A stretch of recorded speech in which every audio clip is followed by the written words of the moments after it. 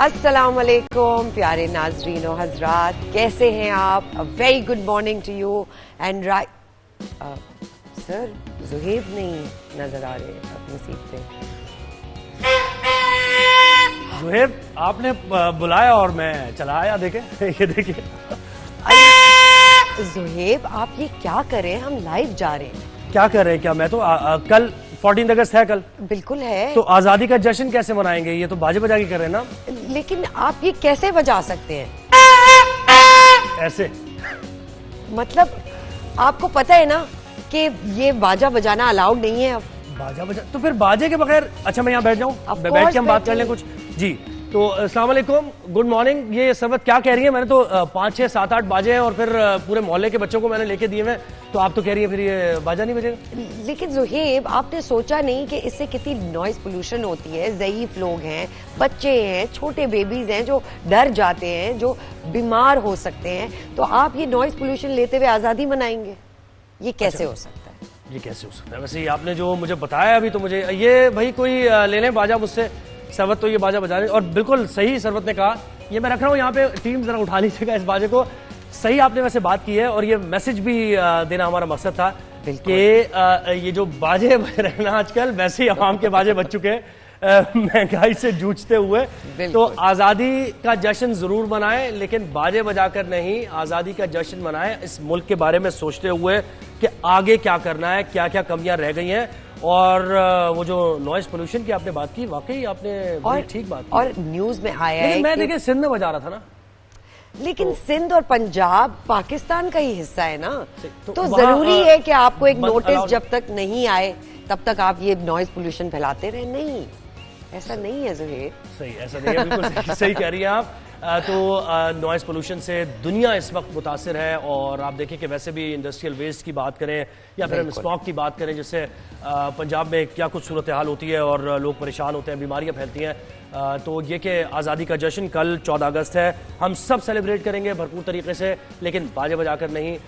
दीगर जो चीज़ें हैं, झंडियाँ ज़रूर लगाएं, आप झंडियाँ लगाएं, दरख्त लगाएं, प्लांटेशन की बात अच्छे वादे करें अपने आप से, पाकिस्तान को सेव करने की, लेस पोल्यूशन करने की वादे करें अपने आप से। और देखिए चीखना भी नहीं चाहिए किसी के ऊपर।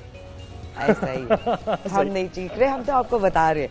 चले जी, तो इससे रिलेटेड हम अपनी अच्छी बात की तरफ ले चले। अच्छी बात यानी इसके बाद एक और अच्छी बात, इसके बाद एक और अच्छी बात ये है कि जी गोल तो हर कोई सेट करता है, लेकिन जर्नी जिसने एंजॉय नहीं की उस गोल का क्या फायदा? ऐसे ही है। बिल्कुल ऐसा ही है। जर्नी को एंजॉय करना बहुत जरूरी है, क्योंकि आप अपने हदफ तक तभी पहुंचेंगे, अपने टारगेट, अपने गोल तक तभी पहुंचेंगे जब आप उस सफर को एंजॉय करेंगे, और सफर में आने वाली मुश्किलात को ज़ाहिर फेस करने का आपके अंदर हौसला होगा, और वो जो मोटिवेशन है, वो जो एनर्जी है, वो आपके अंदर रहेगी।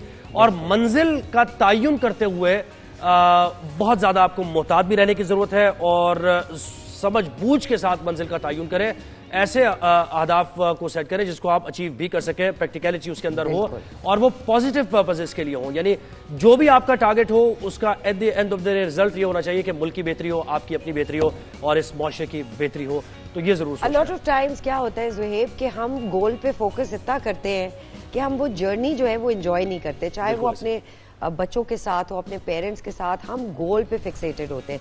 सो वेरी इंपॉर्टेंट कि हम अपनी उस सफर को भी एंजॉय करें, जैसे ज़ुहैब कह रहे हैं कि फिक्सेटेड ना हो जाए। बिल्कुल ऐसे ही। तो बहुत जबरदस्त आपने ये अच्छी बात बताई है, और यही अच्छी बातें समझ के लोग। एक ट्रिब्यूट है छोटा सा, जिसका हम पैकेज आपको बाद में बताएंगे, लेकिन हमारी pop star queen Nazia Hassan, जिनकी आज डेथ एनिवर्सरी है, उनको हम एक ट्रिब्यूट देंगे, लेकिन वो जरा आगे जाके अपने शो में देंगे। बिल्कुल, टॉप स्टोरीज की तरफ चल। नाजिया ज़ुहैब, क्या बात है उनकी। ज़ुहैब हसन एक हमारे पास भी बैठे हुए बिल्कुल ऐसा ही है। तो उनका म्यूजिक सुन के बड़ा मजा हमने एक जनरेशन बड़ी हुई है। तो आगे बढ़ते हैं टॉप स्टोरीज की तरफ। बिल्कुल। और सबसे पहली टॉप स्टोरी हमारी क्या है? हमारी पहली टॉप स्टोरी है, महंगाई ने अवाम की हालत पतली कर दी है। जी नहीं, महंगाई की तो हम बात करेंगे, बिल्कुल ऐसे ही है, लेकिन जो सबसे अहम बात है वो ये कि निजी हाउसिंग स्कीम टॉप सिटी के मामले में मुदाखलत समेत पाकिस्तान आर्मी एक्ट की दीगर खिलाफ वर्जियों पर इंटर सर्विसेज इंटेलिजेंस के साबिक director lieutenant general retired Faiz Hamid को फौजी तहवील में ले लिया गया है और उनके खिलाफ फील्ड जनरल कोर्ट मार्शल का अमल शुरू कर दिया गया है। तो ये बड़ी एक अहम खबर है, बड़ी अहम ये पेशरफ्त है। ISPR का ये बताना है कि साबिक DG ISI lieutenant general retired Faiz Hamid के खिलाफ सुप्रीम कोर्ट के हुक्म पर टॉप सिटी की कोर्ट ऑफ इंक्वायरी शुरू की गई। तर्जुमान पाक फौज ने यह बताया कि जनरल रिटायर्ड फैज हमीद के खिलाफ रिटायरमेंट के बाद पाकिस्तान आर्मी एक्ट की कई खिलाफ वर्जियां साबित हो चुकी हैं, जिस पर उन्हें तहवील में लेकर उनके खिलाफ फील्ड जनरल कोर्ट मार्शल का अमल शुरू कर दिया गया है। तो सुप्रीम कोर्ट ने 8 नवंबर 2023 को एक निजी हाउसिंग सोसाइटी के मालिक की जानिब से फैज हमीद के खिलाफ दरखास्त निपटाते हुए रिमार्क्स दिए कि साबिक DG ISI और उनके मुआवनीन के खिलाफ शिकायत के अजाले के लिए वजारत दिफा समेत मुतल्लिका फोरम से रुजू किया जाए। तो ये हमारी टॉप स्टोरी थी पहली। उसके बाद हमारी दूसरी टॉप स्टोरी सुप्रीम कोर्ट नहीं, दूसरी टॉप स्टोरी हमारी वजीर दिफा ख्वाजा आसिफ साहब की है, जो कि इस पर ही उन्होंने कमेंट्स किया है। वो आप ही पढ़ें जी। वजीर दिफा ख्वाजा आसिफ ने इंकशाफ किया है कि लेफ्टिनेंट जनरल फैज हमीद ने नवाज शरीफ और शहबाज शरीफ को पैगाम भिजवाया कि मुझे आर्मी चीफ बना दिया जाए।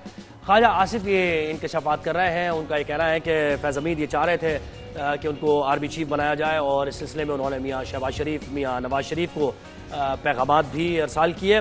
ख्वाजा आसिफ ने यह भी कहा कि जनरल कमर जावेद बाजवा की रिटायरमेंट करीब पहुंची तो फैज हमीद ने खुद आर्मी चीफ बनने के लिए आखिरी घंटों तक कोशिशें जारी रखी। वजीर दिफा ख्वाजा आसिफ ने यह भी कहा कि जनरल बाजवा मजीद तौसी या फैज हमीद की बतौर आर्मी चीफ तकर्री चाहते थे और आखिर में उन्होंने हमारी हुकूमत को मुख्तलिफ ऑप्शंस भी दिए। और ये भी वजीर दिफा ने यानी बहुत ही ढके छुपे अल्फाज में कहा कि वो जो एक्टिविटीज़ थी रिटायर होने के बाद उसमें वो जो पेशरफ्त हुई थी, मुमकिन तौर पर वो सियासी पेशरफ्त की बात कर रहे हैं, दीगर पेशरफ्त की बात कर रहे हैं, ये वही वजाहत कर सकते हैं। लेकिन उन्होंने कहा कि जनरल रिटायर्ड फैज हमीद उन सारी एक्टिविटीज़ में शिरकत करते रहे और इन वाक़यात में बराह रास्त या बिलवास्ता तौर पर फैज हमीद मुलव्विस थे। वो अकेले मुलव्विस नहीं थे। उन्होंने कहा ही was not the only one, उनके साथ और भी लोग थे। उन्होंने इन वाक़यात के लिए लॉजिस्टिक सपोर्ट फराहम की, टारगेट तय किए और साजिश का तजुर्बा भी फराहम किया। ये इल्ज़ाम भी लगा रहे हैं वज़ीर दिफा ख्वाजा आसिफ जनरल रिटायर्ड फैज हमीद पर। तो अब ये शुरू हो चुका है मामला सारा, जिससे मुताल्लिक़ हमने आपको आगाह किया। अब तीसरी खबर है हमारी सुप्रीम कोर्ट से मुताल्लिक़। बिल्कुल जी। सुप्रीम कोर्ट ने नेशनल असेंबली की तीनों सीट्स पर PMLN की कामयाबी की नोटिफिकेशन को बरतरी दी है। सुप्रीम कोर्ट ने हाई कोर्ट के फैसले को सेट असाइड कर दिया। कल ये फैसला सुनाया गया, तो इस तरह ये तीनों सीट्स PMLN के हिस्से में आ गई हैं फाइनली। बिल्कुल, ये तीनों सीट्स PMLN के हिस्से में आई हैं। इसके साथ साथ बहुत सी और सीट्स भी PML के हिस्से में आई हैं, जिसमें उनकी एक्सपेक्टेशन नहीं थी कि वो सीट निकालेंगे, लेकिन समवे और दी अदर वो सीट्स उनके हिस्से में आई। फिर रिजर्व सीट्स का भी मामला है, ये भी देखने वाला एक बड़ा इंटरेस्टिंग मामला होने जा रहा है कि वो सीट्स किसके हिस्से में आती हैं। तो इस तरीके से ये मामला चल रहा है। ये हमारी तीसरी टॉप स्टोरी थी। चौथी हमारी टॉप स्टोरी महंगाई से मुताल्लिक़। महंगाई ने आवाम की हालत पतली कर दी है। लोग ओवर टाइम कर रहे हैं, डबल जॉब्स कर रहे हैं और मजबूरी में ये सब कर रहे हैं।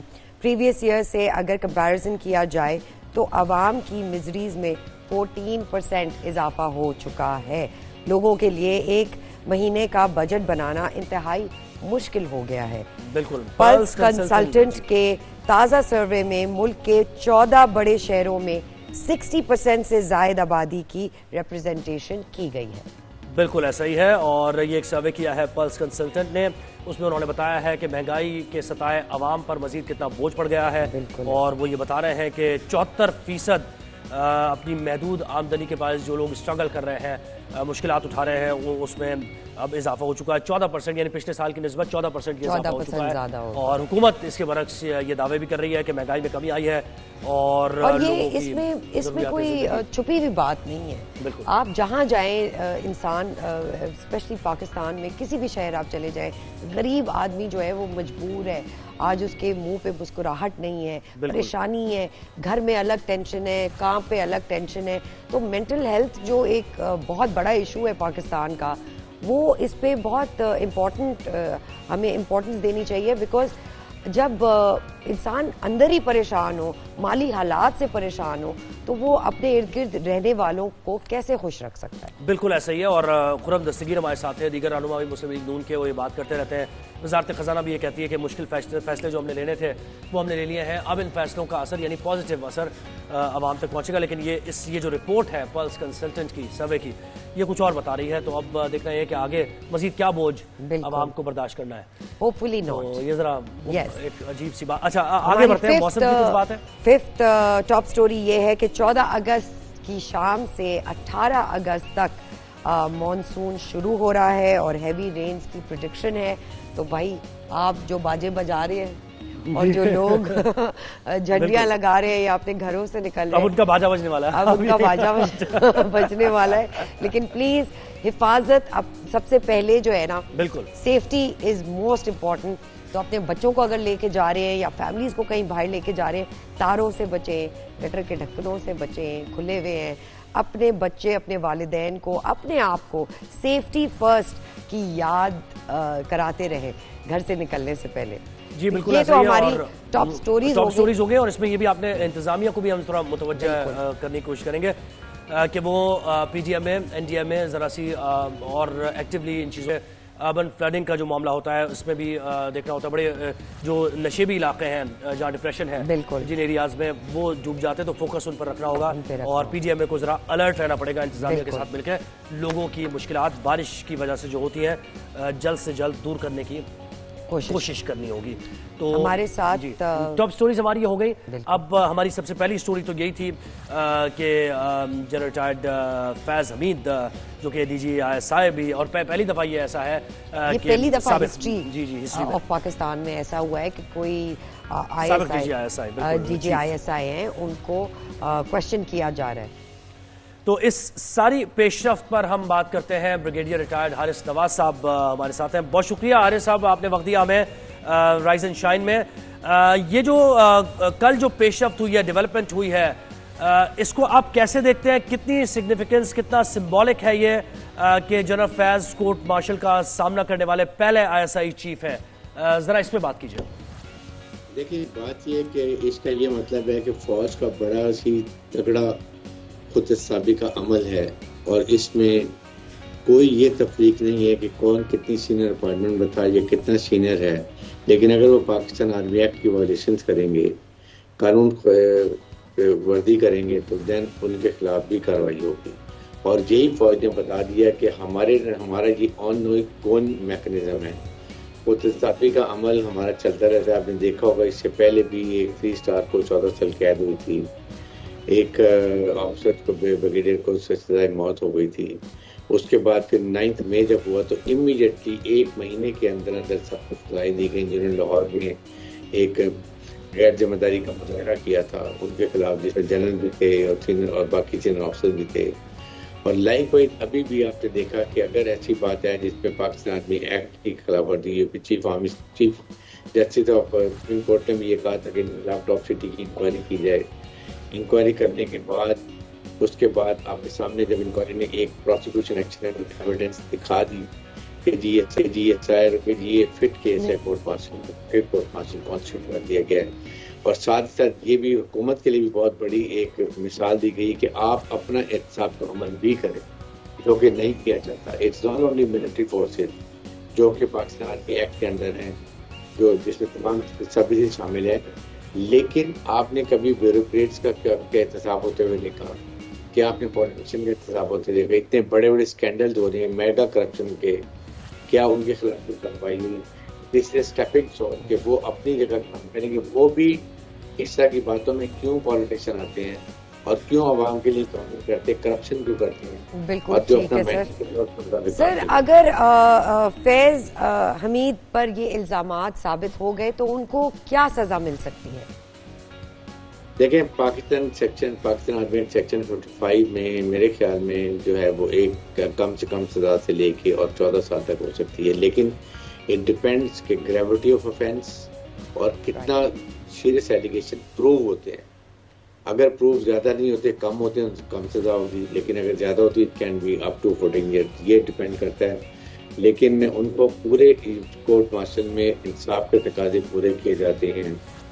डिफेंस को अपनी टीम को लाने के लिए, सिविल लाइव वकील करने के लिए उनको तमाम अपने सफाई देने का हक होता है। प्रोसिक्यूशन अपना काम करती है।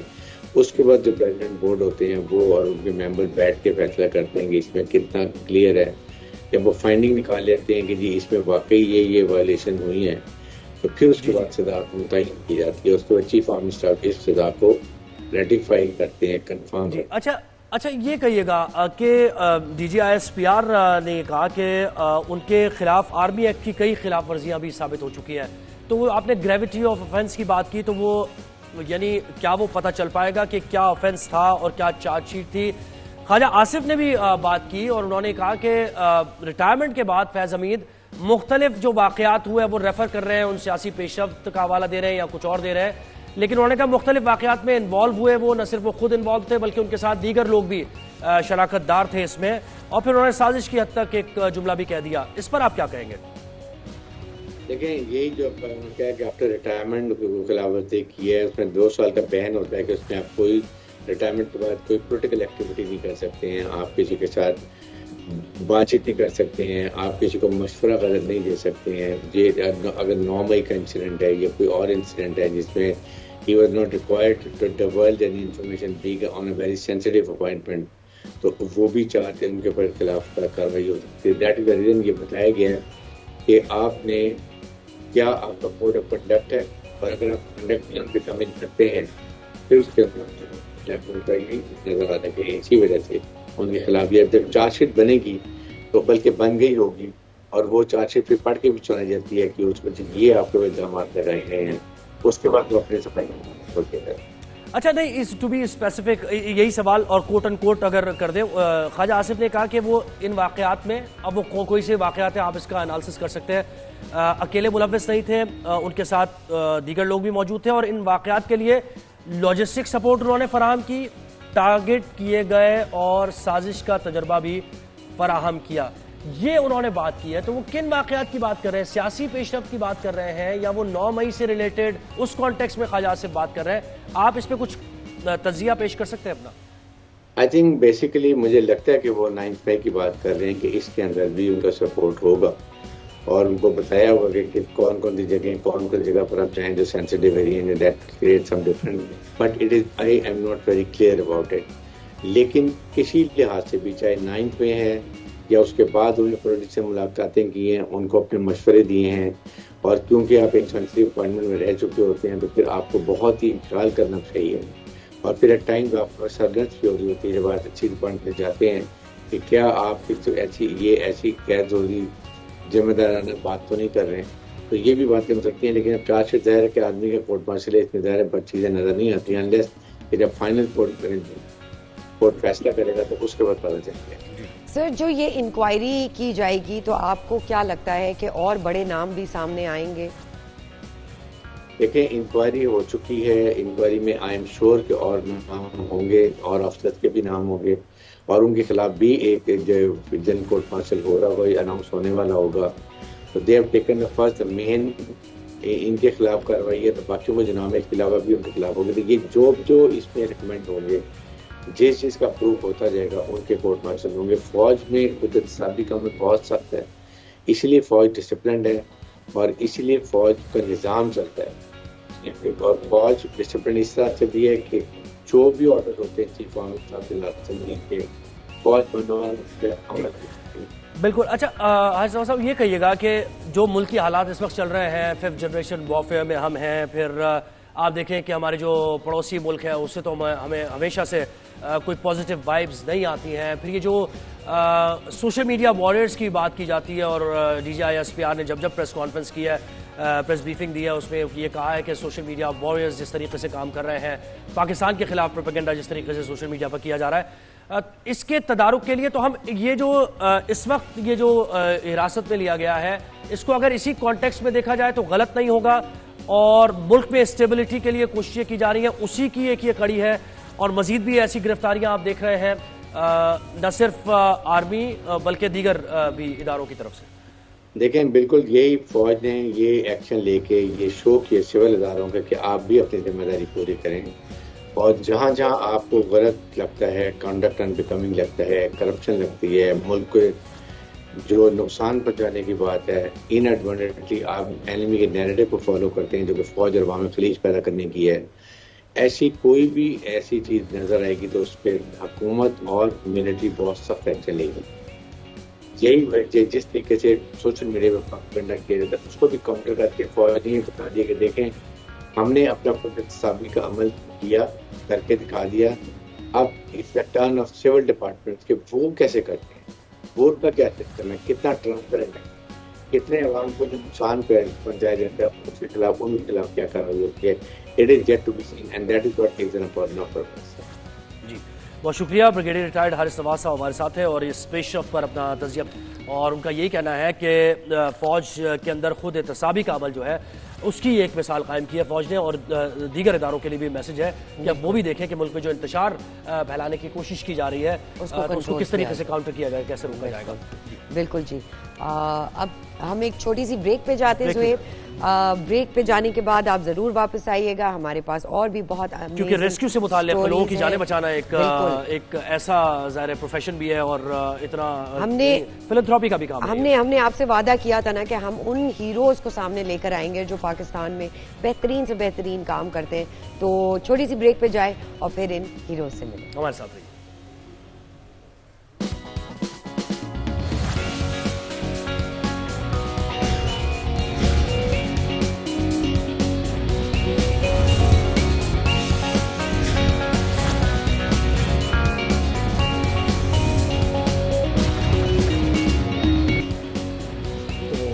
आ चुके हैं हम जी। तो नाज़रीन वेलकम बैक।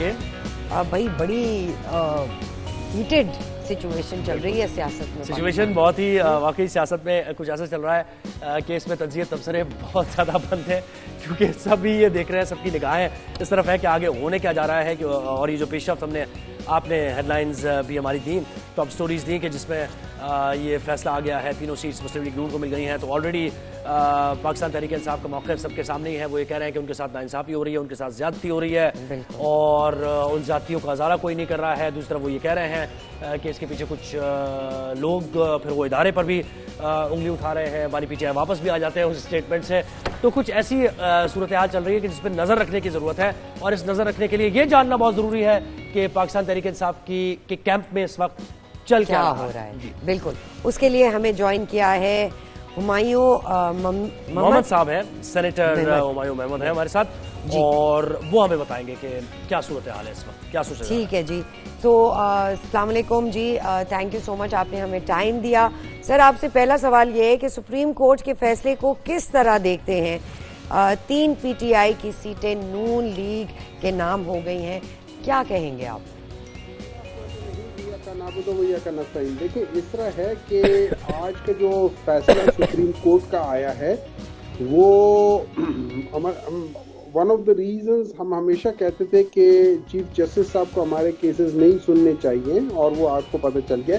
लेकिन देखिए, उससे ज़्यादा चीज़ें इंपॉर्टेंट है जो मैं देख रहा हूँ कि ट्रेंड क्या है। 2 चीज़ें होती हैं, या आप ठप्पे लगाते हो जो इस दफ़ा हो रहा था, और या फिर जो 2013 में जो 4 हलके खुले थे, उन 4 हलकों में एक चीज़ कॉमन थी, वो ये थी कि जो आपके वोट कैंसिल हुए थे उनकी तादाद बहुत ज़्यादा थी, ठीक है, और वो कैंसिल ये हुए थे कि डबल ठप्पे थे। तो इसमें अब आप सोचिए कि जो 8 फरवरी के वक्त जो गिनती हुई थी उसमें मैं मिसाल देता हूँ राना फराज साहब के, उनके वो वोट जो उनके कैंसिल हुए थे वो 7,803 थे। लेकिन उसके बाद फिर एक दोबारा काउंट हुई थी, उसमें जब देखा था तो वो तकरीबन 20,816 थे।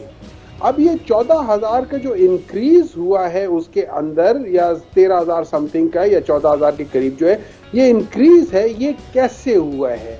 मुझे इस इंक्रीज के ऊपर मेरी एक तशवीश है कि ये इंक्रीज जो है ये सही नहीं हुआ। मुझे ऐसे लग रहा है कि यहाँ पे उन लोगों को समझ नहीं आ रही थी, या उन लोगों को जब पता चल गया कि हमारी गलती क्या है वहां पे हम लोग जब इंक्रीज करते हैं नंबर ऑफ वोट्स बाय ठप्पा लगाने से, तो वहां पे हमें फॉर्म 45 को भी करना पड़ता है, फॉर्म 47 को भी करना पड़ता है, वो मैनेजमेंट मुश्किल है। तो ऑब्वियसली जो चोर होता है वो उस चीज को मैनेज करके अगली बार देखता है कि मैं किस तरीके से आसानी से चोरी कर सकता हूँ। तो उन्होंने ये देखा कि यार उसकी बजाय ये डबल ठप्पे लगा लो और वोट कैंसिल कर दो, मतलब अगर आपने 14,000 इंक्रीज करने तो आप 14,000 रिड्यूस कर लो, डिफरेंस वही हो जाएगा। तो उस लिहाज से मैं ये समझता हूँ कि इस तरीके से हुआ है। तो यहाँ पे एक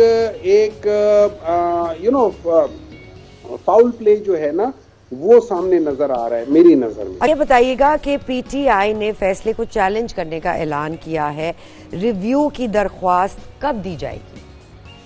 देखिए मुझे नहीं पता, ये तो हमारे जो लीगल एक्सपर्ट्स हैं वो इस पे करेंगे। लेकिन मेरी नजर में ये जो जिस तरीके से ये सारा कुछ मैन्यूवर हो रहा है ना, मुझे ऐसे लगता है कि इसके पीछे कोई दूसरा है। इसके पीछे खाली ये नहीं है कि पाकिस्तान तहरीक इंसाफ को हुकूमत से बाहर रखना है, इसके पीछे और महरकात हैं कि किसी एक काम के लिए ये मैन्यूवरिंग हो रही है। अब वो काम क्या हो सकती है? वो काम ये भी हो सकता है कि किसी के लिए कोई टाइम पीरियड बढ़ाने के लिए या किसी के लिए कुछ करने के लिए, ये सारी चीजें हो जाती हैं और ये मैन्यूवरिंग होती है। This is what I think what is happening around.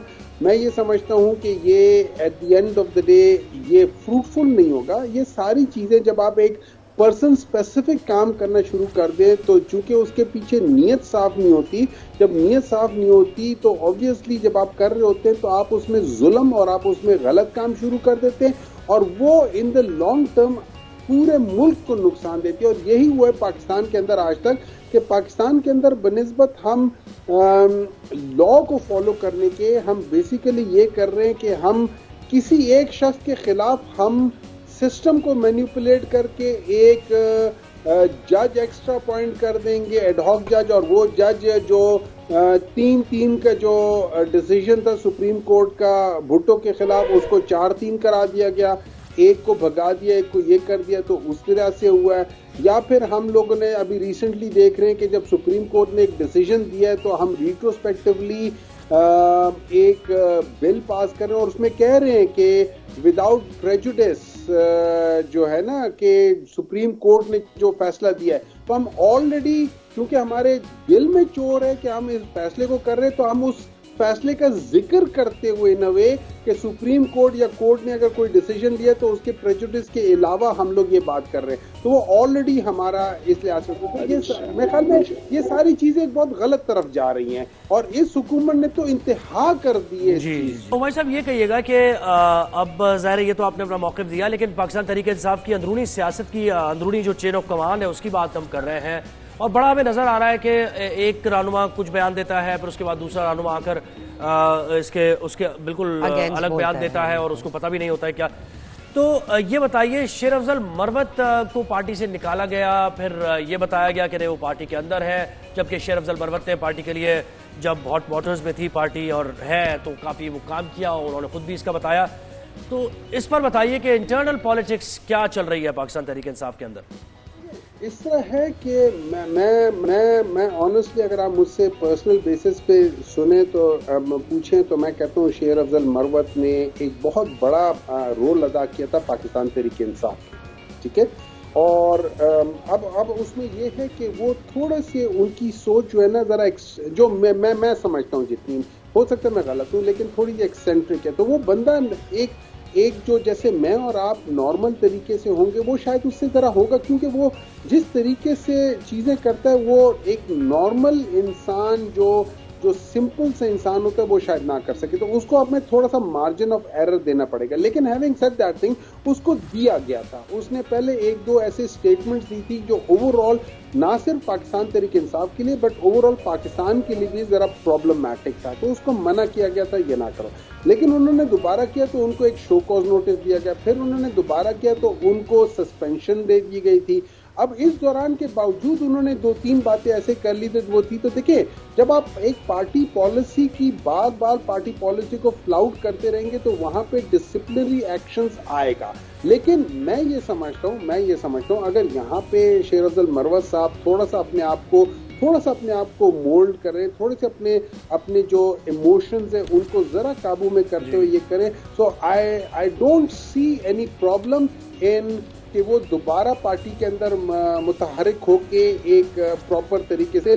अच्छा मोहम्मद साहब, ये कहिएगा कि सियासत में कभी भी कहीं भी कुछ भी हो सकता है, और इस बात का अंदाज़ा इस बात से लगाया जा सकता है कि मौलाना फजल रहमान और पाकिस्तान तहरीक इंसाफ साथ बैठने जा रहे हैं। वो जो तुंद और तेज़ बयानात मौलाना फजल रहमान के खिलाफ, यानी मौलाना यहाँ हैं तो PTI यहाँ खड़ी है, लेकिन उसके बावजूद आप मिल बैठ रहे हैं, तो क्या गौर किया जा रहा है? कुछ तहरीक साथ चलानी है मिलके? कहाँ तक पहुँचे हैं मामलात, और कोई अदम एतमाद भी लाने जा रहे हैं आने वाले वक्त में? इस पर बताइए कुछ। देखिए, अगर आप मुझसे पूछे ना तो ये किसी हुकूमत के खिलाफ नहीं होगी, ये एक प्रिंसिपल के ऊपर है। और प्रिंसिपल क्या है? फ्री, फेयर, ट्रांसपेरेंट इलेक्शंस, या ऐसे इलेक्शंस चाहे JUI उस स्टैंस में JUI हमारे ऊपर ही, पाकिस्तान तहरीक इंसाफ ने जो सीटें क्लेम की है उसी के ऊपर उसका तकिया, लेकिन हमें उससे प्रॉब्लम नहीं है कि हमारी सीटें जाती हैं या नहीं आती। हमें इससे मतलब है कि जो प्रिंसिपल है, जो इलेक्शन का है, वो फ्री, फेयर, ट्रांसपेरेंट इलेक्शन है। तो उस एक कॉज के लिए हम लोग इकट्ठे होंगे। अब उससे अगर किसी की हुकूमत चली जाती है, और वो वैसे भी उनको नहीं होना चाहिए, क्योंकि उनकी तो अगर आप देख लें पटन की जो वो आया हुआ है, उन्होंने 128 और 130 के बारे में कहा हुआ है कि वहां पे जो डिफरेंसेस है तकरीबन मतलब कितने हल्कों में 100 से ज्यादा या 95 या 90% से ज्यादा वोट पड़े, जो कि आज तक पाकिस्तान में कभी ऐसा नहीं हुआ। तो उस चीज को अगर सामने रखें तो 70-80 हजार वोटों की मतलब एक्सेस है। दैट मीन्स कि 70 से 80 हजार ऐसे PMLN के जियाले थे जिन्होंने सिर्फ और सिर्फ नेशनल असेंबली वाले कैंडिडेट को समझा कि ये किसी काम का है और उसको वोट दे दिया, लेकिन उन्होंने प्रोविंशियल असेंबली वाले को खाते में भी नहीं रखा। उन्होंने कहा प्रोविंशियल असेंबली वाला अगर हारता है तो हारे, हम उसको वोट नहीं देंगे, हम सिर्फ और सिर्फ नेशनल असेंबली वाले को देंगे। जब आप इन चीजों को सामने रखते हैं और आप इसको ऑडिट करते हैं, आपको पता चलता है कि ये सिवाय चोरी, चकारी, डकैती के, ये वोट की डकैती, वोट की चोरी, वोट की इज्जत नहीं, वोट की बेइज्जती, ये हुआ है और कुछ नहीं हुआ। तो उनको वैसे भी नहीं होना चाहिए हुकूमत में, लेकिन अगर इस तरीके से वो जा रहे हैं। बहुत शुक्रिया। पाकिस्तान तहरीक इंसाफ के रहनुमा हुमायूं मोहम्मद साहब हमारे साथ थे और पाकिस्तान तहरीक इंसाफ का मौक़िफ़ पेश कर रहे थे। लेकिन लोगों के लिए वो क्या नजारा होगा कि मौलाना साहब और PTI की क़यादत एक स्टेज पर होगी और वो तनकीद कर रहे होंगे। देखिए क्या क्या हो सकता है। That's politics. That's politics. एक दिन इधर है, कुछ दिन टेबल टर्न हो जाते हैं। हम एक छोटी सी ब्रेक पे जाएंगे, आप लोग कहीं मत जाइएगा। Stay with Rise and Shine. We'll be right back.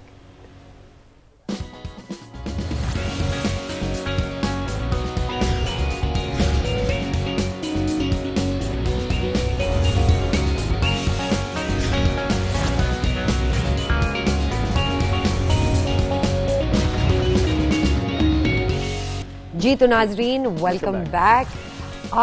Top stories में हम बहुत जिक्र कर रहे हैं, और ये आज से नहीं बल्कि अपने 3-4 शोज में हमने ये बात की कि महंगाई जिस उरूज पे पहुंच गई है, आम इंसान बहुत मजबूर हो गया है।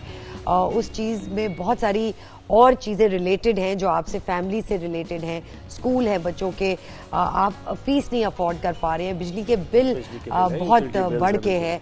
सो ये सारी चीज़ों को एक हमने नटशेल में हेल्थ देखें, हेल्थ फैसिलिटी यहाँ पर है, उसको भी आपने खर्च करना है। तो बहुत से हेल्थ है जिसमें अपना बजट रखना है, लेकिन बजट है नहीं, बजट कुछ नहीं है, परेशानियाँ बहुत है, टैक्स हम दे जा रहे हैं, लाइनों में पानी नहीं है लेकिन पानी का टैक्स दे रहे हैं। हमारे साथ आज मौजूद है स्टूडियो में शर्मीन, जो माहिर नफ्सियात है, MS and MPhil किया है, co-founder of a startup called Be Me. अस्सलाम वालेकुम Sharmeen, thank you for coming here. आपने वक्त दिया हमें, और बड़े अहम इशू पर आज हम बात करने जा रहे हैं। अवाम से रिलेटेड इशू है, महंगाई से अवाम इस वक्त जूझ रहे हैं, फिर महंगाई के असरात क्या पड़ रहे हैं इस माशरे पर, ये सोसाइटी जो है हमारी, उसका फैब्रिक किस, यानी क्या आप इसका पहले इब्तदाइया दें अपना, आप क्या समझती हैं इस बारे में? मैं समझती हूँ कि महंगाई की वजह से जो परेशानी जो बढ़ रही है हमारे माशरे में, उसकी वजह से हमारे ताल्लुकात मुतासर हो रहे हैं, क्योंकि काफ़ी लोग हैं जो 2-2 नौकरियाँ कर रहे हैं अब अपने घर को चलाने के लिए। फिर जब वो घर आते हैं, अगर कोई 12-14 घंटे काम कर रहा है, उसके बाद घर पहुँचता है तो एक वैसे एक फ्रस्ट्रेशन होती है। और उस फ्रस्ट्रेशन के अंदर वो घर आते हैं, उनके जो रिश्तेदार हैं, बच्चे हैं, बेगम हैं या माँ बाप हैं, वो कहते हैं कि माँ से ताने मिलने शुरू होते हैं कि हमारे साथ वक्त नहीं गुजारते, जिसकी वजह से एक गुस्सा उनके अंदर होता है कि मैं इतना सब कुछ कर रहा हूँ घर के लिए, उसके बावजूद मुझे नहीं देखा जाता। और घर वालों के अंदर भी एक उदासी हो सकती है कि हमारा एक पूरा फ़र्द आजकल घर पे नहीं होता। उसके अलावा बच्चे मुतासर होते हैं क्योंकि वो देखते हैं कि ये शादी होती है, माँ बाप सिर्फ मुशक्क़त करते रहते हैं। तो ये बहुत बड़ा मसला है। हर इंसान जो एक हाउस स्ट्रक्चर में होता है या एक माशरे में होता है, हर इंसान अलग अलग तरीक़ों से मुतासर हो सकता है, जो उनके नफ्सियात को लॉन्ग रन में भी मुतासर करता है। बहुत दफ़ा हम देखते हैं शर्मीन, इस वक्त जो भी आपकी जितनी भी आप जितना भी अर्न करते हो, इट ऑलवेज फॉल्स शॉर्ट। बहुत दफ़ा हमारे हाउस हेल्प जो है वो बच्चों को स्कूल से निकाल रहे हैं बिकॉज वो फीस देने के काबिल नहीं है। How do you think that affects the society as a whole, and then जो बच्चों की मेंटल हेल्थ है उस पर क्या असर पड़ता है? हमारे लॉज के मुताबिक स्कूलिंग एक ऐसा हक है जो सबके लिए मुफ्त में है, मगर अगर आप किसी भी तबके को देखें, ये बात सिर्फ हमारी हाउस हेल्प की नहीं है, ये और घरों में भी प्राइवेट स्कूलिंग सिस्टम में जो बच्चे पढ़ रहे हैं उनको भी निकाला जा रहा है और होम स्कूल किया जा रहा है, क्योंकि लोगों के पास बिजली के बिल के पैसे नहीं, जो डबल हो गए अचानक से, पूरी तनख्वाहें वहाँ जा रही हैं। तो उसकी वजह से लॉन्ग रन के अंदर ये होगा कि बच्चे स्कूल नहीं जाएंगे, या फिर वही जो पहले होता था कि चलो लड़कियों को निकाल देते हैं, लड़कों को भेज देते हैं। तो जितना हम आगे बढ़े हैं पिछले 20-30 सालों में, जहाँ औरतें पढ़ रही हैं और काम पे आ रही हैं, हम पीछे जा रहे हैं। हाँ, वो हम वापस पीछे जाएंगे एज ए सोसाइटी। ये बताइए, आप माहिर नफ्सियात हैं, आपके पास जो केसेस आते हैं वो यानी पैसे की वजह से लोग परेशान हैं या डोमेस्टिक कोई प्रॉब्लम है, कौन से केसेस ज़्यादा आ रहे हैं? और ये भी कहिए वो जो फेलियर का एक होता है एलिमेंट, जैसे आपने कहा कि लोग दूसरी जॉब भी करने पर मजबूर हैं, घर से बाहर हैं पूरा दिन, बच्चे मिस कर रहे हैं, लेकिन उसके बावजूद वो बुनियादी ज़रूरियात पूरी नहीं कर पाते हैं, तो ये माशरे के लिए कितना ख़तरनाक है? जब हम अपनी बुनियादी ज़रूरियात पूरे करने के अंदर इतना वक्त लगा दें कि हमारी ज़्यादातर ज़िंदगी उसमें जाए, हमें छुट्टी नहीं लेनी आती, हमें मज़ा नहीं करना आता, हमें बाहर नहीं जाना आता, और उसकी वजह से हमारी नफ्सियात वैसे इम्पैक्टेड होती है क्योंकि हमें काम और नींद, इसके अलावा हमारी बेसिक नीड्स मीट नहीं हो रही। तो अगेन हमारी सोसाइटी वहाँ से ग्रो नहीं करेगी क्योंकि हमारा आर्ट, कल्चर, क्रिएटिविटी सारी ख़त्म हो रही है। हाँ, और लोगों को फिर वो जो एक वो आ रहा है ना कि चलो एक सैलरी के अंदर एक सेंस ऑफ सिक्योरिटी है, तो जो आपकी इकोनॉमी की ग्रोथ होती है वो होती है नए बिजनेसेस के साथ। अगर वो क्रिएटिविटी का वक्त नहीं होगा या अगर वो सपोर्ट नहीं मिलेगी तो वो भी आपके नए बिजनेसेस रुक जाते हैं, तो आपकी इकोनॉमी भी स्लो हो जाती है। उसके अलावा जैसे आपके रिश्ते इम्पैक्ट हो रहे हैं, एक उदासी हो सकती है, नाउमीदी हो सकती है, और इतना बोझ जो आप अपने बेटों पे, अपने भाइयों पे, अपने हस्बैंड्स पे डाल रहे हैं कि बिजली का बिल 20 से 40 हज़ार हो गया, मगर नहीं, ये तो बस कुछ देना है। किस तरफ जा रहा है? बीइंग अ साइकोलॉजिस्ट आप बताइए कि मुआशरा यानी किस तरफ बढ़ा? अलार्मिंग तो ये है, लेकिन किस तरफ इसकी मंजिल क्या है? ये जो इतनी मुश्किलात, उसकी मंजिल अभी फिलहाल तो हमें नहीं पता, मगर मैं ये बता सकती हूँ कि जो मर्दों के ऊपर जो बोझ है ना, जो एक नफ्सियाती बोझ है, उसकी वजह से जो नाउमीदी हो रही है या जो एक फ्रस्ट्रेशन हो रही है, उसके अंदर आप अपनी यूथ को भी खो रहे हैं। बट शर्मीन, आज का दिन अगर हम देखें तो घर में औरत भी काम बाहर जाके कर रही है, वर्किंग वुमन है, और फिर वो घर पे भी देखती है, तो मर्दों का तो है कि उनको फाइनेंशियल सपोर्ट है, बट औरत भी फाइनेंशियल सपोर्ट भी कर रही है, she is multitasking, she is a care taker. अगर सोल्यूशन की तरफ जाएं तो इसका सोल्यूशन आपको, बिकॉज ऑब्वियसली इकोनॉमिक सोल्यूशन तो हम उस पर नहीं कंट्रीब्यूट कर सकते, we can only do enough जो हमारे हद में है, लेकिन अगर हम एक मेंटल हेल्थ को देखें तो इसकी क्या सोल्यूशन है कि एक घर बैठा इंसान उस तरफ जा सकता है, अपने आप को हेल्प कर सकता है, सेव कर सकता है? मैं इसका जवाब दो तरीकों से दूंगी, ख़ानदान के लेवल पे, सोशल लेवल पे और एक पर्सनल लेवल पे। तो सोशल लेवल पे आप देख रहे हैं कि आपके घर वाले क्या कर रहे हैं और आप खुद क्या कर रही हैं, ठीक है? तो जब हम साथ बैठते हैं कम से कम कोशिश करनी चाहिए कि एक मील दिन का या तो सुबह का नाश्ता या शाम का खाना साथ खाएं, जहाँ टीवी ना हो, कुछ नहीं हो, आप एक दूसरे से बातें कर रहे हो और उस गुफ्तगू में ये बातें ना करें कि क्या नहीं है, ये बातें करें कि क्या है। अच्छा आपने आज क्या कि आपने इतनी मेहनत की, अच्छा मेरे बच्चे कितनी मेहनत कर रहे हैं, मैं कितनी मेहनत कर रही हूँ। It's so amazing, I am sorry I am cutting you of, but it's so amazing. आज का ज़माना वो है जहाँ हम ये फैब्रिकेट करना चाहते हैं कि साथ मिलके बैठ के खाना एक कितनी बिग डील है और इतना मुश्किल है ये काम, राइट? बिकॉज बच्चे स्क्रीन पे लगे होते हैं, माएँ जो हैं वो किचन और डाइनिंग टेबल के दरमियान होती हैं। So you are absolutely right, 1 meal a day जहाँ एक डिस्कशन हो। अ लॉट ऑफ टाइम्स मैं अपने बच्चों को कहती हूँ कि उसका भी शुक्र है जो नहीं मिला और वो भी शुक्र है जो मिला, आगे मिल जाएगा। बिल्कुल।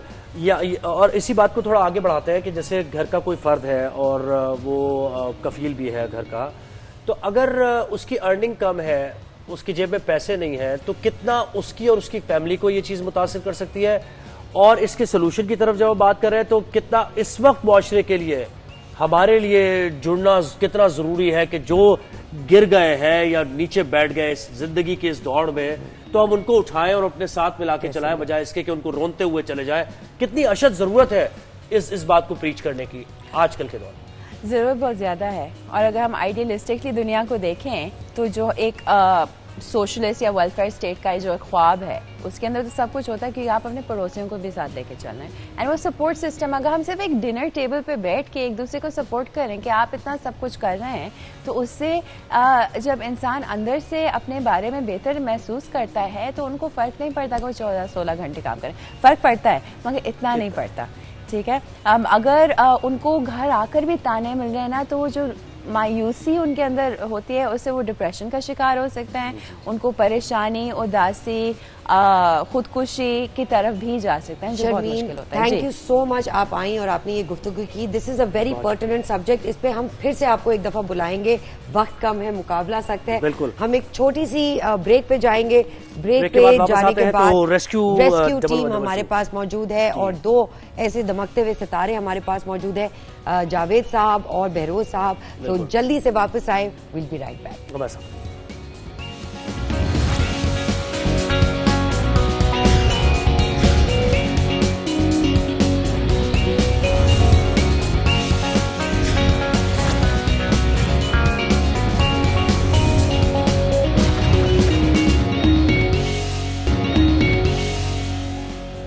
Welcome back. आप देख रहे हैं राइज एंड शाइन 365 पर। और अब जो हमारे पास टॉपिक है बड़ा इंपॉर्टेंट टॉपिक है, क्योंकि किसी की जान बचाना ऐसा है, एक जान लेना जैसे पूरी इंसानियत की, एक बेकसूर की जान ले ली आपने, पूरी इंसानियत की जान ले ली, और एक जान बचाना भी ऐसे ही है कि पूरी इंसानियत को आपने बचा लिया।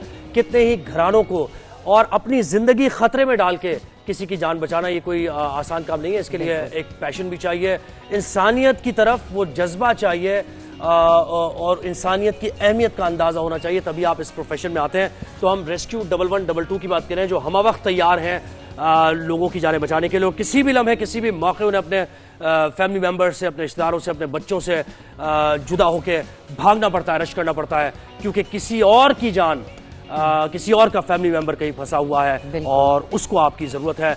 तो ये एक बड़ा नोबल प्रोफेशन है। बिल्कुल हम सलाम भी पेश करते हैं। आप जरा इंट्रोडक्शन कराइए। हमारे पास आज रेस्क्यू 1112 की टीम यहाँ मौजूद है। विदाउट फर्दर अड्यू हम इंट्रोडक्शन करते हैं। हमारे पास डायरेक्टर डॉक्टर आबिद हैं, जो जनरल डायरेक्टर हैं रेस्क्यू 1112 की टीम के। हमारे पास उरूसा मेमन है, इमरजेंसी ऑफिसर है। आयशा फारूक हैं, स्टेशन हाउस इंचार्ज हैं। रिदा एंड मासूमा जो हमारी फायर फाइटर्स हैं। और ये मतलब अनबिलीवेबल बात है कि आप खवातीन को लेके इस फील्ड में आए, जहां मर्द हजरात भी खुद कभी कभार डरते होंगे। ये कैसे शुरू हुआ और इसका आइडिया क्या था? क्या एजेंडा आप लेके चलना चाहते हैं पाकिस्तान की आवाम के लिए?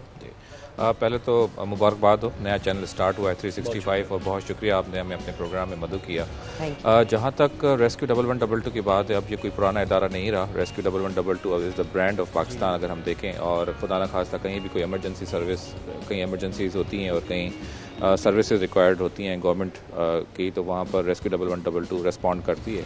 सिंध में ये 2022 में इस्टेब्लिश हुआ और उसके बाद से अब आप खुद भी देख रहे हैं कराची में एम्बुलेंसेस आपको नज़र आ रही हैं, फायर फाइटिंग की गाड़ियाँ नज़र आ रही हैं, हमारा स्टाफ आपको नज़र आ रहा है, ऑलिव ग्रीन हमारी जो पहचान है यूनिफॉर्म की वो आपको नज़र आ रही हैं। गवर्नमेंट ऑफ सिंध का विजन भी यही था कि पूरे सिंध में शहरों से लेकर तहसील लेवल तक इमरजेंसी सर्विसेज को वन विंडो ऑपरेशन के तहत चलाया जाए और सारी सर्विसेज लोगों को आसानी हो याद करने में, बजाय कि वो डिफरेंट नंबर्स डायल करें, उनके लिए एक ही नंबर हो 1122। और अब किसी भी आप प्रोविंस में चले जाएं तो 1122 इज़ द ओनली नंबर जहां से आपको इमरजेंसी सर्विसेज जो है वहां से सर्विसेज प्रोवाइड होती हैं।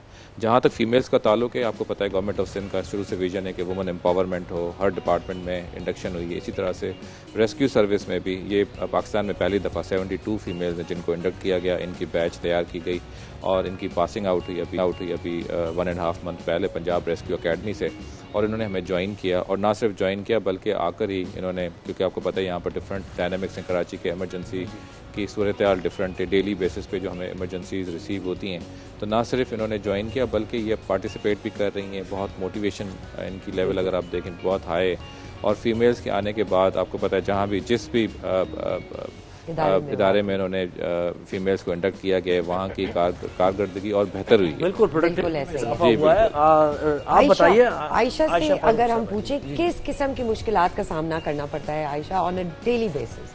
देखिए, हम बहुत सारे इंसिडेंट पे रिस्पांस करते हैं। फायर फाइटिंग का आपको पता है कि एक बड़ा क्रिटिकल मरहला होता है, जहां आग लगती है वहां पर मनाजिर कुछ और होते हैं, लोगों की चीखों पुकार भी होती है, उनको रेस्क्यू भी करना होता है। वहां माइंड के साथ साथ जो है फिजिकली तो आप वहां मौजूद होते हैं, लेकिन आपका माइंड का भी बिल्कुल एक्यूरेट होना बहुत लाजमी है। तो ये चैलेंजेस तो मतलब लाइक फील्ड में जाके होते हैं, क्योंकि it's not an easy job. आग बुझाना या बिल्डिंग कोलैप्स होने के बाद वहाँ से करना it's not easy at all. लेकिन ये कि हमारी ट्रेनिंग, हमारी प्रोफेशनल टेक्निकल ट्रेनिंग हो चुकी है, इसकी वजह से भी हम प्रैक्टिस में हैं। और जो जान बचाने का जो जज्बा होता है वो इस कदर हावी हो जाता है कि हमें ये होता है कि हम पहले लोगों को फ़ौरन से रेस्क्यू कर लें और फिर इन चैलेंजेस को सोचें।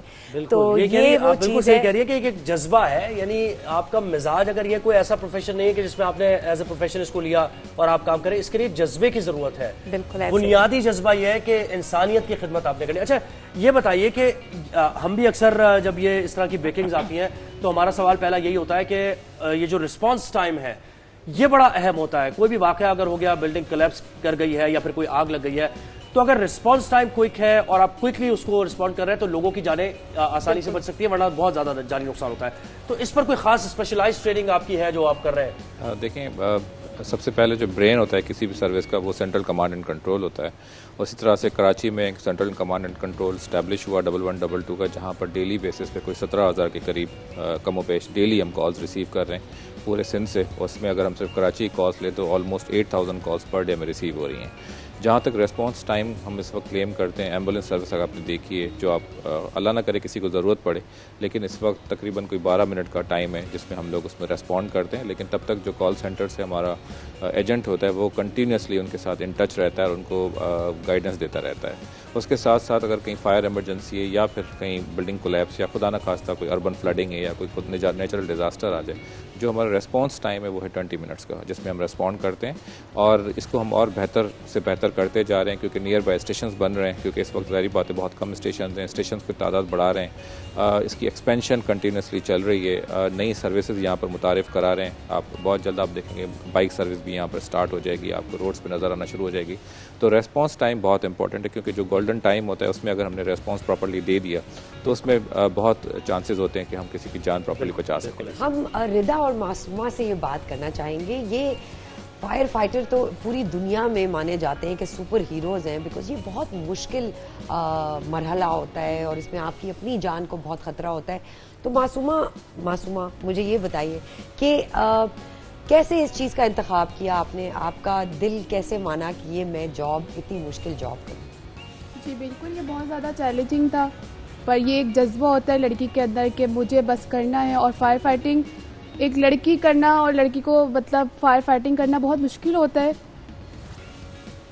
किस तरह के केसेस आपके सामने आते हैं ज़्यादातर? जी बहुत सारे केसेस आते हैं, जैसे अभी हमारा काशिफ सेंटर पे हमने रिस्पांस किया था, बिल्कुल, जिसमें बहुत ज़्यादा 7 या 8 फ्लोर पे आग लगी थी, जिसमें बहुत ज़्यादा स्मोक था, जिसकी वजह से लोग जो है बहुत ज़्यादा पैनिक हो गए थे, ऊपर चले गए थे।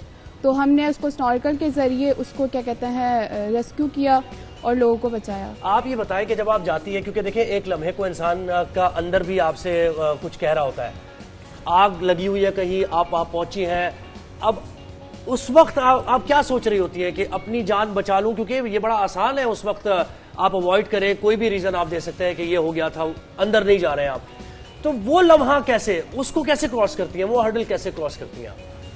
बेसिकली हमें कुछ टाइम के लिए ऐसा फील होता है कि हम पहले अपनी सेफ्टी करें, लेकिन हमारे पहले हमें सेफ्टी की भी ट्रेनिंग दी गई, तो हम वहाँ पर जब रिस्पॉन्स करते हैं तो हम अपनी पूरी सेफ्टी के साथ जाते हैं, तो हमें अपनी जान की थोड़ी मतलब हम अपने आप को सेफ फील कर रहे होते हैं, कुछ ऐसा हमें फील होता है कि हम पहले अपनी जान बचाएं, लेकिन लोगों की हम चीखों पुकार सुन रहे होते हैं, तो फिर हमें वो जज्बा इतना हावी हो जाता है कि हम एक मुश्किल वक्त को भी एक आसान बना देते हैं। अच्छा सर, ये बताइए कि जो ये सूरत हाल ज़ाहिर है, आप तो फायर फाइटिंग कर रहे हैं और रेस्क्यू कर रहे हैं लोगों को 1122, लेकिन देखिए इसमें दीगर इदारों का भी किरदार है कि ये जो यानी बिल्डिंग्स इतनी बन रही है, फिर चाइना कटिंग और फिर छोटी छोटी गलियों में मल्टी स्टोरी बिल्डिंग्स हैं, अक्सर हमने देखा कि आग लगी है तो फायर टेंडर को जाने की जगह नहीं है, स्टॉक नहीं जा सकता है लोगों का, जब तो ये भी यानी सही करने की, दुरुस्त करने की जरूरत है इन मामलों को, आप क्या कहेंगे? देखिए, जहाँ तक इंफ्रास्ट्रक्चर का ताल्लुक है, क्योंकि ऑलरेडी शहर बन चुका है, अब ऐसा हो नहीं सकता कि वहाँ से कोई बिल्डिंग गिराई जाए और रास्ते बनाए जाएँ, तो हमें इसी मुश्किलात, इसी चैलेंजेस के साथ हमें काम करना होता है,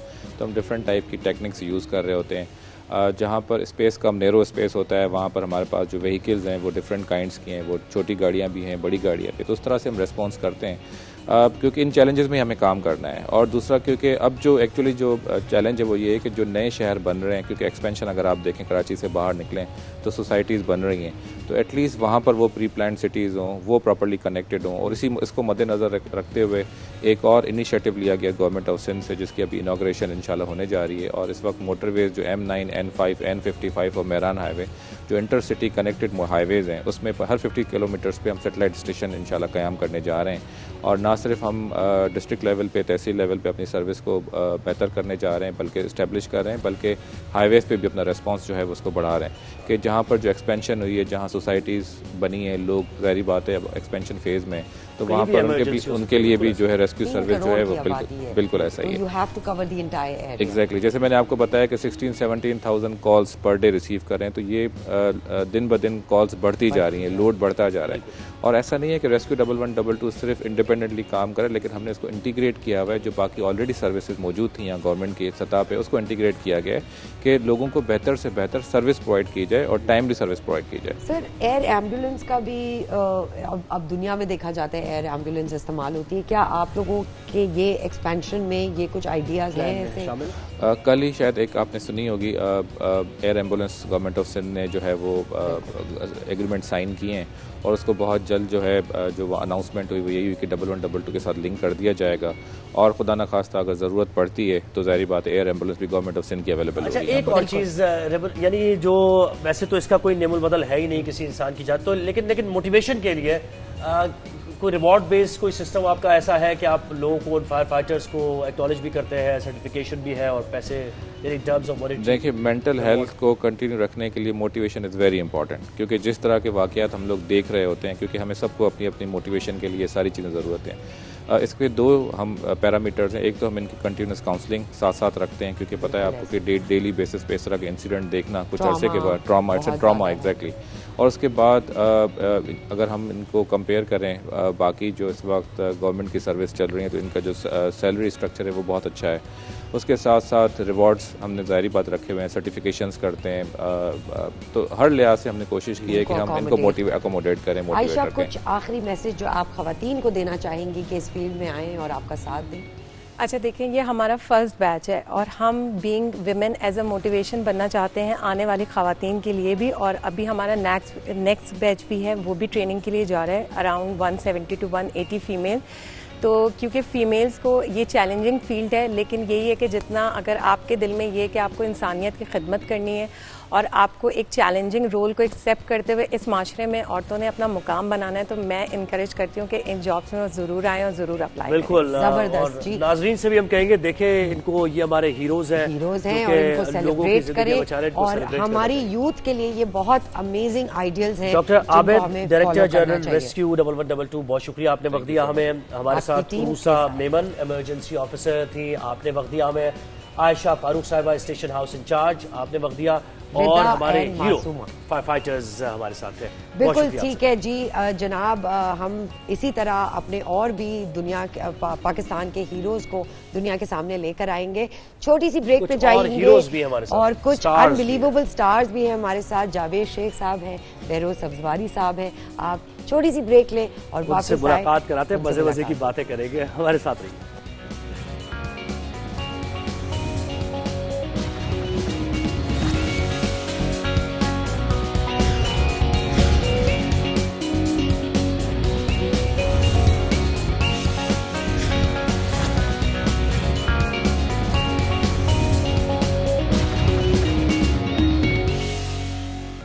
जी तो नाजरीन, जिस तरह हमने आपसे वादा किया, बेहतरीन सितारे आज हमारे स्टूडियो में मौजूद हैं। इंस्पिरेशन रहे हैं, हीरो रहे हैं, आइडियल्स रहे हैं बहुत सारे लोगों सितारों की कहकशां है। यानी इस ब्रेक से पहले आपने कुछ सितारे देखे जिन्होंने लोगों की जानें बचाई, और अब जो आप सितारे देखेंगे वो इस तरीके से उफक पे जगमगा रहे हैं और इंशाल्लाह जगमगाते रहेंगे कि पाकिस्तान का नाम वो रोशन करते रहेंगे और दुनिया उनको देखती रहेगी, उनके डायलॉग्स बोलती रहेगी और उनको देखकर खुद भी कुछ सीखने की कोशिश करेगी। तो हमारे साथ कौन है जी? हमारे साथ the one and only Javed Sheikh साहब मौजूद हैं। जावेद साहब अस्सलाम वालेकुम। वालेकुम अस्सलाम, कैसे हैं आप लोग? कैसे हैं? ठीक ठाक, खैरियत। आप लोगों को बहुत बहुत मुबारक हो। आपका ये प्रोग्राम नया है, बट मुझे लग रहा है कि ये वो कह रहे हैं ना, देख के एक चावल से अंदाजा हो जाता है देख कैसी है। तो इंशाल्लाह हमारी दुआएं आप लोगों के साथ है। आप लोगों को मुबारक हो, चैनल को मुबारक हो, ऐसा शो शुरू करें, सेट बहुत अच्छा है। Wish you all the best. Thank you. One and only Behroz Sabzwari साहब हमारे साथ। अस्सलाम वालेकुम और बहुत शुक्रिया आपने हमें शुक्रिया आपका जी, और शुक्रिया 365 का। जबरदस्त लुक है, सेट तो बहुत अच्छा है, शेख साहब कह चुके हैं, लेकिन जो लुक है स्क्रीन का वो बहुत अच्छा है। अल्लाह ताला कामयाब करे और हमारी दुआएं हैं इंशाल्लाह, क्योंकि सारे चैनल हमारे हैं, पाकिस्तान हमारा है ना भाई, और हम 13 अगस्त में बैठे हैं। बिल्कुल बिल्कुल। तो हमारी प्राइड बिल्कुल 14 अगस्त पाकिस्तान है, कल 14 अगस्त है। बिल्कुल। और बस अल्लाह सलामत रखे। सरवत ने तो मैं बाजे ले आया था और बाजा बजाया भी मैंने शो में। सरवत ने कहा क्या करवाया, बाजे बाजे ना बजाओ जरा कुछ। मेरी बात समझ, बाजा खतरनाक बाजा सही बात है। आप बाजा और लोगों का भी बच सकता है। सही बात है। सही है सर।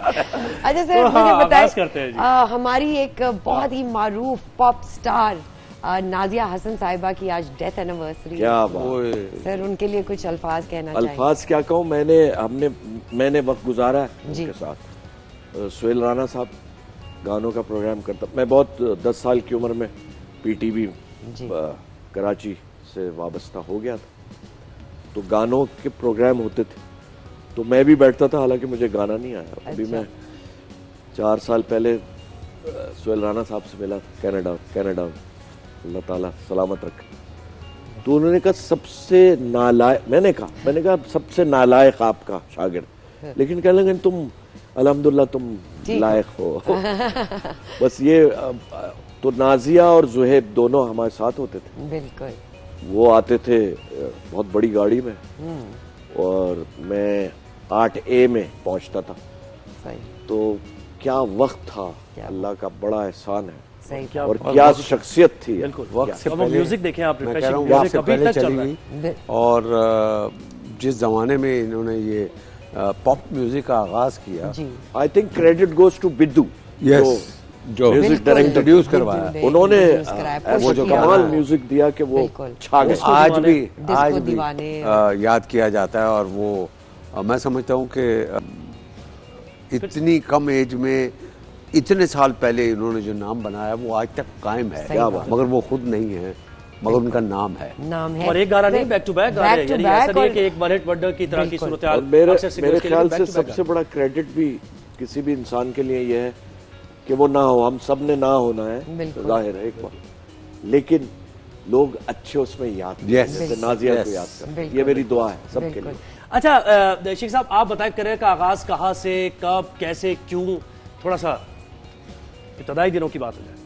क्यों का तो जवाब नहीं है क्योंकि मुझे तो ऐसा लगता है जब जैसी मैं पैदा हुआ हूँ तो मेरे जहन में ये बचपन में यही था कि मैंने एक्टर बनना। ये मैं गवाह हूँ। यस। अच्छा, कुछ भी हो जाता, कुछ भी, जावेद शेख ने एक्टर ही बनना था। और इसमें बड़े हर्डल्स, बहुत चीजें भजन की। आप मैं 10-12 साल का था उस वक्त, हम actually I was born in Pindi और पंजाबी हूँ बेसिकली, पेरिस के पंजाबी, हाँ, पैदा मैं पिंडी में हूँ, बाद में मैंने सिटीजनशिप ले ली फ्रांस की।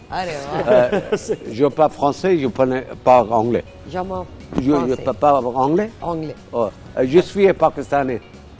पठान तू है पठान है, उर्दू पठान है, पख्तून दे, का पख्तून दे। अच्छा, तो वो ऐसा था कि शुरू में वहाँ पे स्कूल से भागकर फिल्में देखता था, ये करता था, वालिद साहब से मार पड़ती थी, सारा कुछ है। और यानी कि बहुत मेरा जो माहौल था वो बहुत गंदा था, नॉटी था, नॉटी नहीं, गंदा था। गंदा इन सेंस के खुद भी गंदा रहता था। जो मेरे खेल कूद और ये वो कहते हैं ना कि सोसाइटी और लोग दोस्तों से पहचाना जाता है, तो उस वक्त मैं अपने गंदे दोस्तों की वजह से पहचाना जाता था, जिसकी वजह से मेरे कजन जो है ना वो मुझे अपने साथ नहीं रखते। Is like this. और बाद में उल्टा हो गया, ये अपने कजन को साथ टेबल टर्न हो गए फेम के बाद। नाजिया हसन साहिबा की हमने बात की, वो पास्ट की एक आइकॉन थी, आज हमारे ओलंपिक्स के एक आइकॉन है अरशद नदीम। क्या बात है, hats off to Arshad Nadeem. उनके बारे में क्या कहेंगे? मैं क्या कहूँगा, इतना दराज कद है और अल्लाह ताला ने क्या मकाम उसको दे दिया, और अपने बलबूते पे, आई मस्ट से, बिल्कुल ये होती है लगन, बिल्कुल मेहनत, बिल्कुल और डेडिकेशन, जिसका सिला अल्लाह ने उसको दिया, बिल्कुल। और क्या यानी चंद घंटों में कहां से कहां रब ताला ने उसको पहुंचा। मैं उसके मुतालिक रिपोर्ट देख रहा था, इंडिया की रिपोर्ट है, और इसमें 2-3 चीजें तो बहुत अच्छी हुई, कमाल, 2-3 कमाल की चीजें हुई। कमाल ये है कि उसके जो साथ वाला इंडियन है जिसने सिल्वर हासिल किया, नीरज, मैं कह रहा हूँ ये उन्होंने, इनकी 2 फैमिलियों ने लताड़ दिया इंडिया पाकिस्तान की डिप्लोमेसी को और इसको। क्या बात, क्योंकि उसकी माँ का पहले इंटरव्यू आया, बिल्कुल, उसने कहा कि आप बताएं कि जी आपका बेटा सेकंड आया, पाकिस्तानी जो है वो नदीम अरशद फर्स्ट आया।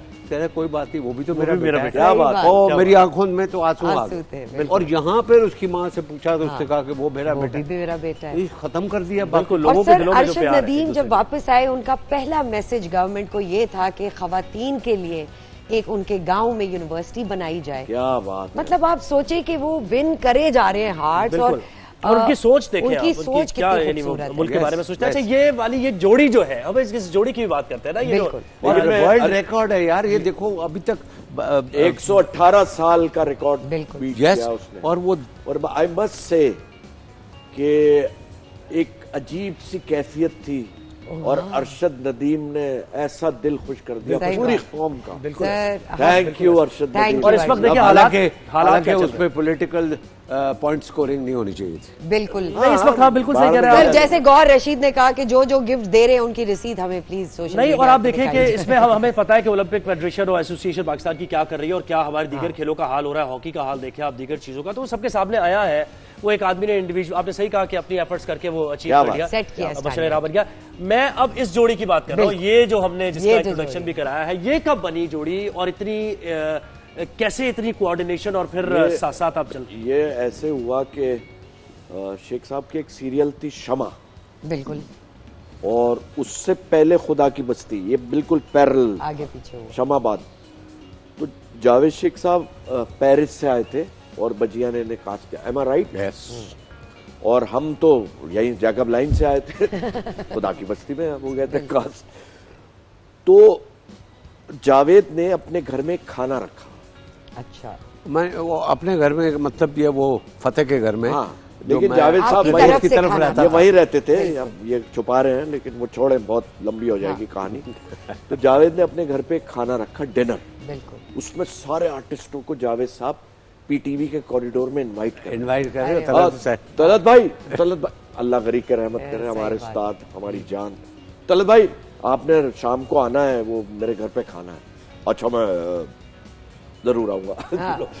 ठीक है, और सबको इनवाइट। अच्छा, मैं सुन रहा हूँ, खुदा की कसम जावेद से मेरी ये थी, हाँ क्या हाल है भाई, ठीक है, बस इतनी थी। अब मैंने कहा जावेद कहाँ खाना है, कसम खुदा की डायरेक्ट वो मेरे घर पे खाना। अच्छा, मैं पहुंच जाऊंगा। हाँ, कब है? आज ही है। अच्छा, ठीक है, ओके।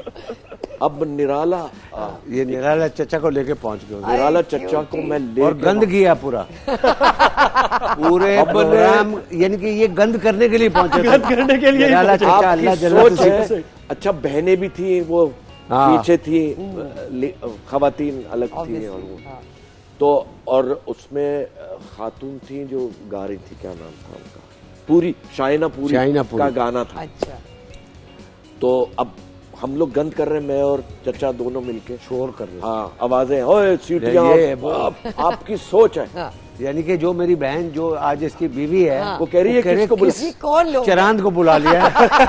क्या पता था ये चरांद उसका हस्बैंड बन।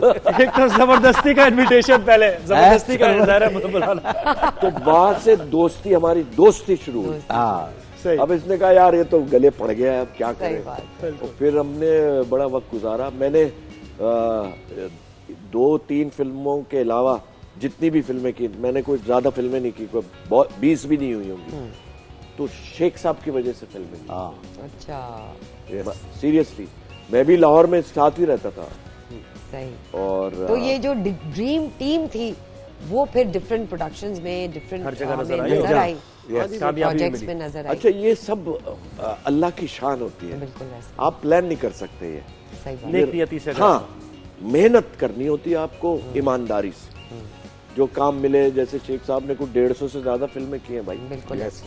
तो ये ऐसे थोड़ी हो जाता है, छू मंतर तो नहीं वहाँ नाम अपना बनवाया, जहाँ वैसे ही आप देखें स्टार्स कितने बड़े, और बहुत अच्छे लफ्जों में इंडिया में जितने हम अपने वहाँ के जो दोस्त हैं, अक्षय हैं, जॉनी लीवर वगैरह, फराह खान, जिनके थ्रू मैं मिला हूँ, और they are like a friend, बड़ा रिगार्ड करते हैं वो इतना। इवन शाहरुख ने इनको कहा था, शेख साहब आपको जब ये कर रहे थे फिल्म, कि आपको कोई भी जरूरत, कोई काम, आपने डायरेक्ट मुझे यार, ये कितनी बड़ी बात है। और जैसे मोमल का वाकया था, मोमल लंदन में थी अपने दोस्तों के साथ, वही कहेंगे बाबा क्या हुआ, वो सलमान खान लंदन में। तो मैंने कहा क्या, तो क्या हुआ? तो नहीं, आप उसको फोन करें, हाँ हम सब ने तस्वीर बनानी। मैंने कहा पागल हो गया मैं तो। और वैसे आज तक सरवत कभी किसी एक्टर को मैंने फोन नहीं किया। सही बात, सबके नंबर हैं मेरे पास। है हमें। आप कोई ना फेवर लेते। आज तक सरवत ना किसी एक्टर को फोन किया, ऐसे ही ना किसी लड़की को फोन। हाँ, लड़की को भी नहीं किया। सही है सर। ये मोमल भी हमें बताती है कि बाबा जो है वो कोई मतलब लोग कहते हैं ना कि जी बाप है तो बड़े फेवर्स मिलते होंगे। वो मोमल तरसती भी मेरी दोस्त बेचारी बहन, वो रह जाती है ये कहते जी। ये तो और देखें, ये आपने ज़रा अपने उसूल, एक चीज आप बड़े वोकल हैं। नहीं, मैं कह रहा हूँ ये छोटा सा वो सुन ले, उससे रिस्पेक्ट कैसे की मेरी। सलमान खान मुझे मिल गया सेल्फ्रिजेस में। अरे वाह। वो बर्बरी की शॉप पे, और मैं उधर से गुजरा हूँ तो सामने खड़ा, अरे क्या हाल है, ठीक ठाक खैरियत। मुझे फौरन मोमल की बात याद आ गई। हम लोग थे उधर, तो क्योंकि 3 दिन पहले उसने कहा था, तो मैंने कहा यार याद है, मैंने फौरन उसको कह दिया। मैंने कहा भाई वो मेरी बेटी इधर आई भी है, तो she wants to have a picture with you. कहते बुला लो। मैंने कहा यहाँ नहीं है। फिर कहाँ है? मैंने कहा आसपास ही है, कहीं ऑक्सफोर्ड स्ट्रीट पे ही है। सो मैंने मोमल को कहा बुला लो। मैंने कहा 20-25 मिनट लगे, कोई बात नहीं, उनकी खातिर मैं जरा घूमता रहूंगा। And he was there till Momal came with a friend. बड़ी बात है भाई। आधा घंटा वो बेचारा हर शॉप पे जाता रहा, वेट करता रहा, और जब मोमल आई है तो उसने वो तस्वीरें खिंचवाई। और ये आपको ऑनर किया यस बेशक, और जबरदस्त। वैसे भी सलमान खान तबीयत ग्रेट मैन। यस, हमने 2 मैच खेले, 2 मैच क्रिकेट वाले आपकी जी जी और जबरदस्त, ऐसे ही बिल्कुल जैसे हम ऐसे Yes. नॉर्मल, कोई टेंट्रम्स नहीं। यहाँ तो 2 ड्रामे मिलते हैं तो टेंट्रम्स ऐसे आते हैं कि सही यहाँ बात से है। सींग निकल आते हैं। बिल्कुल, ये पूरी रेपुटेशन आपने ज़ाहिर है पाकिस्तान को रिप्रेजेंट आप कर रहे हैं और पाकिस्तान की भी इज्जत। अच्छा डॉक्टर साहब, मैं ये कह रहा था कि आप बड़े वोकल भी हैं, आप भी वोकल हैं, इश्यूज के बारे में स्टांस रखते हैं, सोशल मीडिया पे भी बड़ी चीज़ें, पॉडकास्ट भी आपके हुए। तो एक पिछले दिनों एक कुछ वायरल हो गई आपकी चीज़ वो, और यकीनन आउट ऑफ कॉन्टेक्स्ट वो लोगों ने वायरल की होगी। बानी पीजीआई के बारे में कोई बयान था जो बड़ा कंफ्यूजिंग सा था, लगा लोगों को, तो अगर आप उसको बताना पाए वो हुआ क्या, वो क्या बयान था, क्या मुझे तो नहीं पता भाई। क्या हुआ। एक वाकया हुआ भाई बनी, मुझे नहीं पता। वो हो गया और वो खत्म हो खत्म गया। हो गया। सर अब रैपिड फायर पे आते हैं। हाँ, ऐसे फूके मारे फायर इसको चुप करा दे। सर हम रैपिड फायर पे आते हैं। पहले तो जावेद साहब आपसे मैं रैपिड फायर शुरू करती हूँ। आपको और बहरोज साहब को अगर एक वेकेशन पे, फ्री वेकेशन पे जाने को एक डेस्टिनेशन दी जाए तो वो कौन सी होगी? टर्की।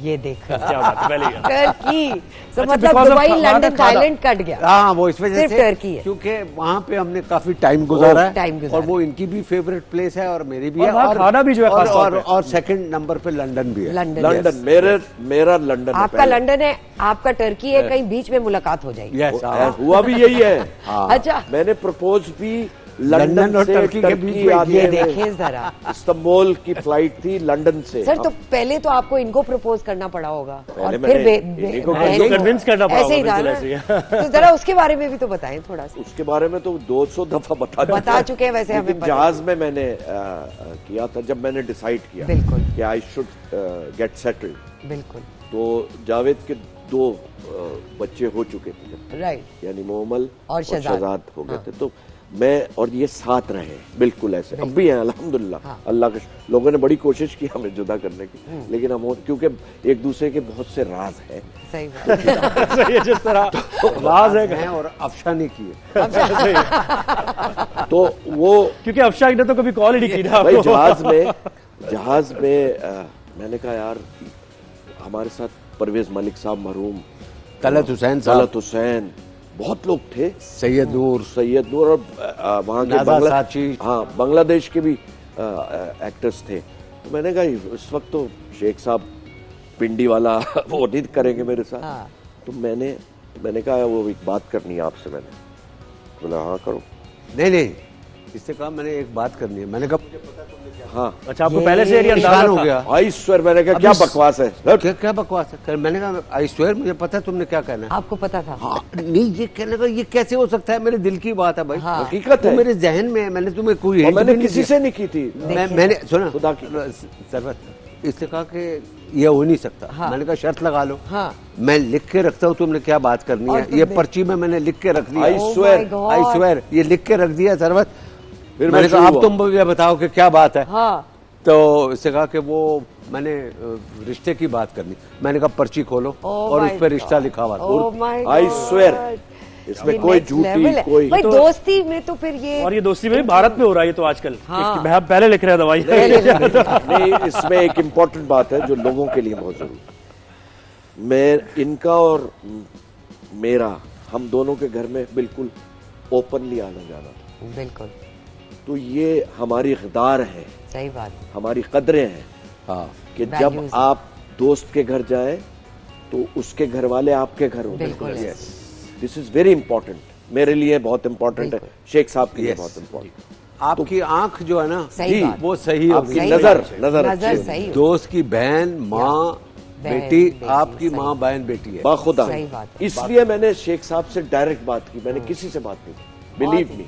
सर ये आपने बेहतरीन किया। आज देखिए कितने प्यारे प्यारे बच्चे हैं उस बात की वजह से। क्या आपने- बात है। हम जल्दी से सर 14 अगस्त है कल, उसका जल्दी से अगर आप हाँ, मैसेज दे अगर आप दें देना। और हम उसके बाद अपनी रिकॉर्डिंग जारी रखेंगे क्योंकि टाइम कुछ rapid fire भी हमारे पास रैपिड वो- फायर वो हम कंटिन्यू करेंगे। अच्छा, ये सर ये 14 अगस्त के लिए अगर आप कुछ शेख साहब आप सर, बिस्मिल्लाह आप- कीजिए। 14 अगस्त भरपूर अंदाज से मनानी चाहिए, मनाते हैं। मैंने तो पाकिस्तान की मोहब्बत में झंडा लगाता हूँ। मैंने तो एक फ्लैग पोस्ट ऑलरेडी लगा दिया हुआ है और वो सारा साल लगा रहता है झंडा वहाँ जबरदस्त। और 14 अगस्त को उसको चेंज करता हूँ। बिल्कुल। अच्छा, बट एक अभी थोड़े अरसे पहले बुशरा ने एक बात कही थी, कहीं वो बहुत अच्छी बात की थी और मैं उसको सेकंड करता हूँ। बुशरा ने कहीं सोशल मीडिया पे ये मैसेज दिया कि यार ये झंडियाँ, फुलझड़ियाँ, फलाना ढिमकाना, इस पे पैसे जाया करने की बजाय एक पौधा लगा। बिल्कुल। जैसे रमजान चीपा साहब ने भी एक वीडियो बनाई थी इसी सिलसिले में। बिल्कुल है कि वो जो बाजे आप बजा रहे हैं जी 100 रुपए का बाजा है, तो 100 रुपए का पौधा लगा दो। 100 रुपए का पौधा लगा। बहुत अच्छी बात की है, बहुत खूबसूरत बात की है। तो इस शो का वक्त जो है वो खत्म हुआ है। सोशल नहीं सर, बिल्कुल आपको रिकॉर्ड करेंगे। नो मैंने अभी अच्छा कहिए 14 अगस्त जरूर मनाएं, भरपूर मनाएं, क्योंकि ये मुल्क है तो हम है। लेकिन खुदारा 14 अगस्त का ये मतलब नहीं है कि मोटरसाइकिल के साइलेंसर निकाल के और बाजे बजाते हुए और सिग्नल तोड़ रहे हैं, आप ये ना करें। पाकिस्तान है तो हम सब हैं, याद रखिएगा। बिल्कुल, आजादी का जश्न मनाएं जिम्मेदारी के साथ। राइज एंड शाइन का वक्त खत्म हो गया है। कल फिर जबरदस्त इश्यूज के साथ, टॉपिक्स के साथ, सियासत की बात होगी और बहुत कुछ बात होती रहेगी। तो देखते रहिए 365 पर राइज एंड शाइन। कल हमारा 14 अगस्त का एक अमेजिंग शो है, आप मिस नहीं कीजिएगा। सुबह 9 बजे मुलाकात होती है आपसे। Bye bye.